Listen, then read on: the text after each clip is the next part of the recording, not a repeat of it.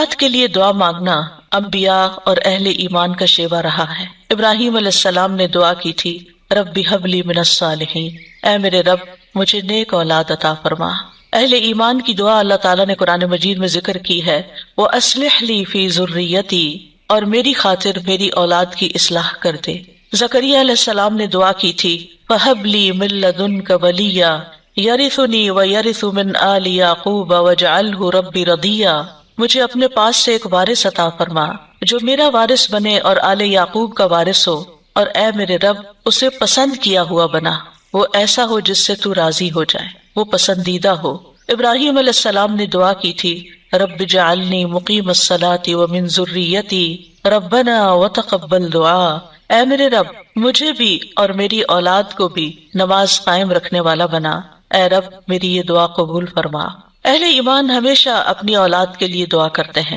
سورۃ الفرقان کی جو آیات میں نے آپ کے سامنے پڑھی ہیں، یہ عباد الرحمن سے متعلق آیات ہیں کہ رحمان کے خاص بندے، رحمان کے پسندیدہ بندے اللہ تعالیٰ سے دعا کرتے ہیں کہ ربنا ہب لنا من ازواجنا وذریاتنا قرۃ اعین، کہ اللہ ہمیں اپنی ازواج سے اور اپنی اولاد سے آنکھوں کی ٹھنڈک عطا فرما۔ یاد رکھیے یہ دعا ہر صاحب ایمان کا شیوا ہے، ہر مومن کو یہ دعا کرتے رہنا چاہیے، چاہے ہماری اولاد نیک ہی کیوں نہ ہو، چاہے وہ فرما بردار ہی کیوں نہ ہو، چاہے وہ قرآن کی حافظ ہی کیوں نہ ہو، چاہے وہ دین کی عالم ہی کیوں نہ ہو، پھر بھی یہ دعا مانگتے رہنا چاہیے، اس لیے کہ دل رحمان کی دو انگلیوں کے درمیان ہوتا ہے، وہ جیسے چاہے انہیں پھیر سکتا ہے۔ ہمیں نہیں معلوم کہ آج اگر ہماری اولاد دین پر ہے تو کل اس کا مستقبل کیا ہوگا، اس لیے کبھی بھی اس بارے میں بے فکر نہیں ہونا چاہیے۔ نیک سے نیک ترین اولاد بھی ہو، تہجد گزار بھی ہو، صائم اور قائم ہو،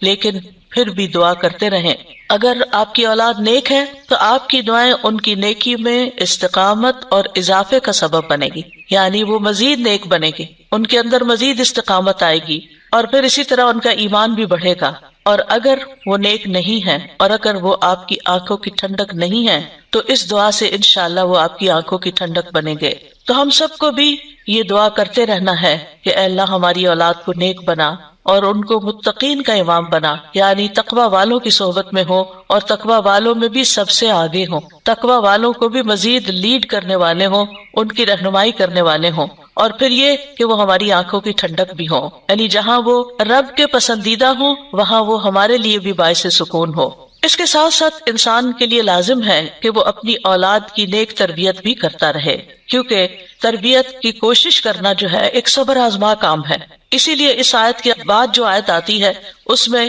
صبر کرنے والوں کی جزا جنت میں غرفہ بتائی گئی ہے۔ عربوں کے ہاں گھر کے اندر جتنے بھی کمرے ہوتے ہیں ان میں سے سب سے بہترین کمرہ غرفہ کہلاتا ہے، یعنی سب سے اعلیٰ ترین درجہ۔ تو جنت میں بھی جب غرفہ کی بات ہے تو اس سے مطلب کوئی ہائی رائز بلڈنگ نہیں ہے، کیونکہ وہ ایک جگہ پر آتا نا کہ غرفات پر غرفات مبنیہ ہوں گے، تو اس سے مراد یہ ہے کہ جنت کے اعلیٰ ترین مقامات اللہ تعالیٰ ان کو عطا کرے گا جو صبر کے ساتھ تربیت بھی کرتے رہیں گے اور صرف اپنی تربیت اور اپنی کوشش کو کافی نہیں سمجھیں گے بلکہ اللہ تعالیٰ سے دعا بھی کریں گے۔ اور بہت دفعہ ایسا بھی ہوتا ہے کہ ہم تربیت میں پوری کوشش کر لیتے ہیں لیکن اس کا اثر اولاد میں نظر نہیں آتا، اولاد آپ کی ایکسپیکٹیشن پہ پوری نہیں اترتی، آپ جیسے ان کو دیکھنا چاہتے ہیں ویسے وہ نظر نہیں آتے۔ کیا ہم نوح علیہ السلام کی تربیت پہ کوئی شک کریں گے؟ ان کے 4 بیٹے تھے جن میں سے 3 بہترین بیٹے ثابت ہوئے لیکن ایک بیٹا اپنے ہی راستے پر چل نکلا۔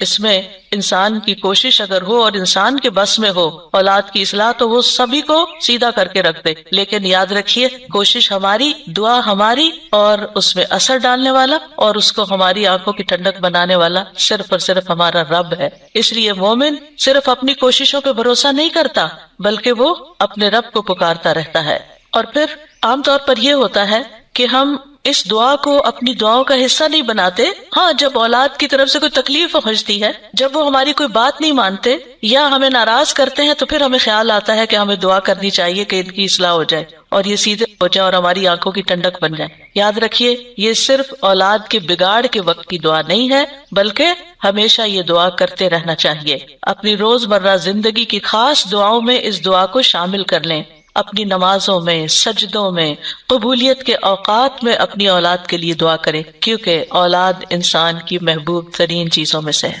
جن کو اللہ نے اولاد کی نعمت سے نوازا ہے وہ اچھی طرح سمجھ سکتے ہیں کہ ہماری زندگی میں اولاد کا کیا مقام ہے. یعنی جب تک انسان والدین نہیں بنتا، ماں باپ نہیں بنتا، وہ اس بات کو سمجھ ہی نہیں سکتا کہ اولاد کیا چیز ہوتی ہے. کیونکہ انسان زندگی میں مختلف چیزوں سے محبت کرتا ہے، مختلف چیزوں کے ساتھ انسان کا لگاؤ ہوتا ہے، مختلف کام یا مختلف چیزیں اس کو پسند آتی ہیں. لیکن جب ایک عورت ماں بنتی ہے، ایک مرد جو ہے وہ باپ بنتا ہے، تو اس کے بعد اس کی زندگی میں جو تبدیلی آتی ہے، اس کے بعد اس کی زندگی کے اندر جو خوبصورتی آتی ہے، اس کے بعد اس کی زندگی کا جو محور اور مرکز بن جاتا ہے اور اس کی تمام توجہ کا مرکز جو چیز بن جاتی ہے، اور دن رات کی یہ ڈیوٹی 24/7 کی ہوتی ہے. یعنی باقی چیزوں سے تو آپ کسی وقت الگ بھی ہو سکتے ہیں، مگر یہ وہ رشتہ ہوتا ہے کہ جس سے آپ پھر مرتے دم تک الگ نہیں ہو سکتے، کیونکہ وہ آپ کے جسم کا ایک حصہ ہوتا ہے. اور اللہ تعالیٰ آپ کے دل میں ہر چیز سے زیادہ ان کے لیے محبت ڈال دیتا ہے، اور ان کی خوشی آپ کو خوش کرتی ہے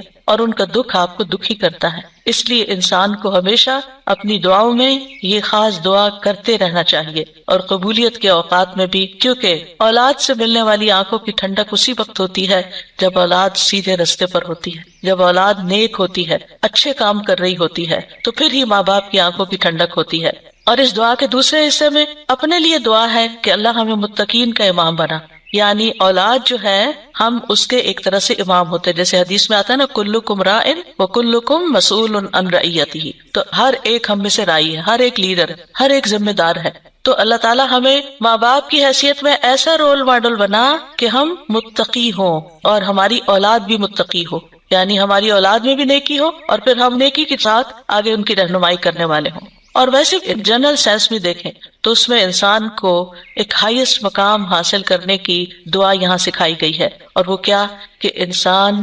ایسا انسان ہو کہ جسے دیکھ کر لوگ متقی بن جائیں. یعنی دوسرے لفظوں میں یہ کہ نیکیوں میں سبقت کرنے والے ہوں، نیکیوں میں آگے بڑھنے والے ہوں، تاکہ دوسرے لوگ بھی ہمیں دیکھ کر نیک بن جائیں. مثلاً اگر ایک مرد اول وقت میں مسجد میں جا کر نماز پڑھتا ہے تو اس کے بچوں پر اس کا کیا امپریشن ہوگا. یعنی اگر باپ ذمہ دار ہے تو بچے بھی دیکھ کر کہیں گے کہ ہاں ہمیں بھی یہی کام کرنا ہے، کیونکہ بچے ابتدائی زندگی میں خاص طور پر باپ کو، ماں کو بہت فالو کر رہے ہوتے ہیں. پھر اسی طرح اگر آپ کا پڑوسی آپ کو دیکھتا ہے، آپ کے کولیگز آپ کو دیکھتے ہیں کہ آپ کی توجہ سب سے زیادہ کس چیز کی طرف ہے، تو وہ بھی آپ کی دیکھا دیکھی نیکی کے کام میں آگے بڑھتے ہیں. آپ صدقہ کرتے ہیں اور کوئی آپ کو دیکھ رہا ہے، آپ کا مقصد نہیں دکھانا، لیکن کسی کو نظر آ جاتا ہے تو آپ کو دیکھ کر وہ بھی شروع کر دیتا ہے، تو آپ اس کے کیا بن گئے؟ امام. یعنی آپ لیڈ کر رہے ہیں، آپ آگے ہیں اور وہ آپ کو فالو کر رہے ہیں. تو ہمیں یہ دعا کرنی چاہیے اپنے لیے کہ اللہ ہمیں نیکی کے کاموں کا امام بنا، متقین کا امام بنا. تو یہاں ہم دیکھتے ہیں کہ یہ عباد الرحمن کی صفات میں سے ایک صفت ہے، اور وہ کہتے ہیں والذین یقولون ربنا ہب لنا. ہب کا لفظ جو ہے یہ ہبہ سے ہے، اور ہبہ کہتے ہیں بلا معاوضہ کوئی چیز دینا. یا رب ہم نے کچھ کیا نہیں، لیکن تو اپنے پاس سے ہمیں عطا فرما، اپنی خاص رحمت سے ہمیں یہ عطا فرما. من ازواجنا، ازواج کا لفظ جو ہے یہ زوج سے ہے. جن اور حیوانات ان سب میں نر اور مادہ پایا جاتا ہے جو ہر ایک دوسرے کا زوج کہلاتا ہے. یعنی عورت کے لیے بھی یہ لفظ استعمال ہوتا ہے اور مرد کے لیے بھی استعمال ہوتا ہے. اگر مرد یہ دعا کریں گے تو اپنی بیویوں کے لیے کریں گے کہ ہماری بیویاں ہمارے لیے آنکھوں کی ٹھنڈک ہوں، اور اگر عورتیں یہ دعا کریں گی تو ان کے ازواج ان کے خاوند ہوں گے کہ ان کو ہمارے لیے آنکھوں کی ٹھنڈک بنا. اور ذریات سے مراد، ذریت جو ہے صرف اولاد نہیں ہوتی، اولاد کی اولاد بھی ذریت کہلاتی ہے. کیونکہ آپ نے دیکھا ہوگا کہ جب آپ اپنی اولاد کے لیے دعا کرتے ہیں اور وہ کسی قابل ہوتی، بڑی ہوتی، پھر ان کے بچے پیدا ہوتے ہیں، تو بعض اوقات اپنے بچوں سے زیادہ بچوں کے بچے پیارے ہو جاتے ہیں. اور اگر وہ نیک بنتے ہیں تو ہمیں آنکھوں کی ٹھنڈک نصیب ہوتی ہے، اور اگر بچوں کے بچوں میں کوئی بگاڑ آ جائے تو آپ ایکولی دکھ اور تکلیف میں مبتلا ہو جاتے ہیں. تو اس لیے یہ بہت جامع دعا ہے کہ ہم صرف اپنے لیے نہیں، اپنے بچوں کے لیے نہیں، بلکہ اپنی نسلوں کے لیے دعا کر رہے ہوتے ہیں. تو ربنا ہب لنا من ازواجنا و ذریاتنا، اور ذریات میں قرۃ اعین، آنکھوں کی ٹھنڈک. آپ کو معلوم ہے کہ آنکھیں ٹھنڈی بھی ہوتی ہیں اور گرم بھی ہوتی ہیں. آنکھوں سے جب آنسو بہتے ہیں، خوشی کے آنسو بہیں تو آنکھیں ٹھنڈی ہوتی ہیں، اور اگر غم کے آنسو ہو تو آنکھیں گرم ہو جاتی ہیں. تو آنکھوں کی ٹھنڈک کا مطلب ہے خوشی، مسرت. اور پھر یہ کہ آنکھوں کی ٹھنڈک ہو تو انسان پرسکون رہتا ہے، نیند بھی سکون سے آتی ہے. کہ بچوں کی طرف سے اگر انسان کو بے فکری ہو کہ وہ اچھے کام کر رہے ہیں، اچھی جگہ پر ہیں، سیف ہینڈز میں ہیں، تو انسان کے بہت سے غم، دکھ، پریشانیاں ختم ہو جاتی ہیں، وہ بے فکر ہو جاتا ہے۔ اور اسی طرح یہ ہے کہ جب آنکھوں کی ٹھنڈک ہوتی ہے تو انسان کے دل کو بھی قرار ملتا ہے، یعنی آنکھوں کی ٹھنڈک صرف آنکھوں تک نہیں رہتی بلکہ آنکھوں سے انسان جو کچھ دیکھتا ہے وہ اس کے دل تک اتر جاتا ہے۔ ابن عباس کہتے ہیں اس سے مراد ان کی وہ اولاد ہے جو اللہ کی اطاعت کے کام کرے تاکہ دنیا اور آخرت میں انہیں آنکھوں کی ٹھنڈک نصیب ہو، یعنی جو بچے نیک ہوتے ہیں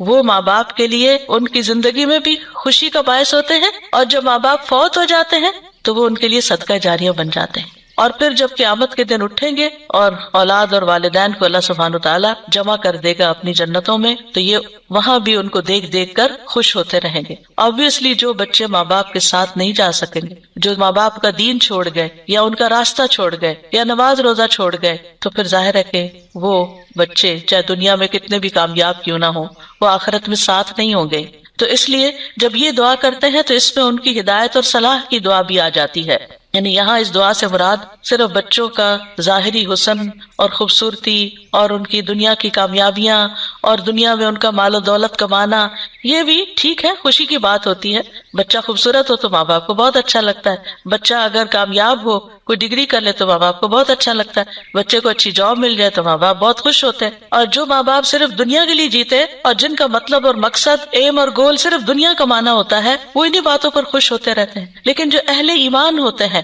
ان کی خوشی صرف اس چیز میں نہیں ہوتی، ان کی خوشی اولاد کی نیکی میں ہوتی ہے کہ ہماری اولاد نیک ہو۔ تو جب ہم یہ کہتے ہیں کہ ہمیں آنکھوں کی ٹھنڈک عطا کر، تو اس سے مطلب یہ ہوتا ہے کہ اللہ وہ تیرے اطاعت گزار ہوں، فرما بردار ہوں، خیر اور بھلائی کے کاموں میں آگے جانے والے ہوں، اللہ کی عبادت اچھے طریقے سے کرنے والے ہوں، گناہوں اور حرام کاموں سے بچنے والے ہوں۔ اور وجعلنا للمتقین اماما، کہ اللہ ہمارے ماتحت جتنے بھی لوگ ہیں وہ سب متقی ہوں، یعنی ایک طرف اولاد کے لیے دعا اور دوسری طرف ان لوگوں کے لیے جو ہمیں فالو کرتے ہیں یا جن کے اوپر ہم ذمہ دار بنائے گئے ہیں، کہ یا اللہ ان کے اندر بھی تقوی پیدا کر دے۔